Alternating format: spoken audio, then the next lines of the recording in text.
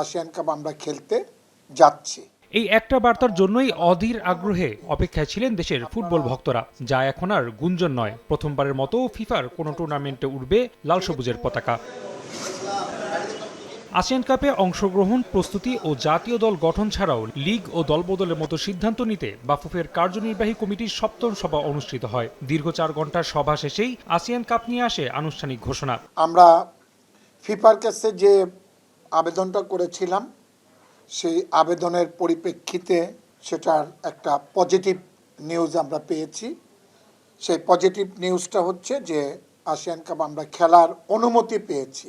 ইন্দোনেশিয়ার জাকার্তায় আয়োজিত টুর্নামেন্টটিতে বাংলাদেশের প্রতিপক্ষ ইন্দোনেশিয়া, মালয়েশিয়া ও সিঙ্গাপুর। এর আগে খেলোয়াড়দের সর্বোচ্চ সুযোগ সুবিধা নিশ্চিত করার পাশাপাশি পর্যাপ্ত প্রস্তুতির ব্যবস্থাও করা হয়েছে। প্রয়োজনে দেশের বাইরে গিয়ে প্রস্তুতি ম্যাচ খেলার বিষয়েও কোচের সঙ্গে আলোচনা চলছে কর্তাদের। সাফ চ্যাম্পিয়নশিপকে সামনে রেখে এই টুর্নামেন্টকে বেশ গুরুত্বই দিচ্ছে বাফুফে। তাতে জাতীয় দলের মূল খেলোয়াড়দের নিয়েই দল গঠন করতে চায় টিম ম্যানেজমেন্ট। তাই ধারাবাহিকভাবে লিগ চালানো নিয়ে সমস্যা তৈরি হতে পারে ক্লাবগুলোর। যদিও সমস্যা সমাধানে ক্লাব প্রতিনিধিদের সঙ্গে আলোচনায় বসতে চান বাফুফে কর্তারা। হামজাকে পাবেন, সমিত সোমকে পাবেন, সবাইকে পাবেন। আমাদের সাফে যে খেলোয়াড়গুলি খেলবে প্রত্যেকটা খেলোয়াড়কে আমাদের এখানে আমরা অন্তর্ভুক্ত করব এবং অন্তর্ভুক্ত করে আমরা ওই দলটাকে নিয়েই আমরা ইন্দোনেশিয়াতে যাব।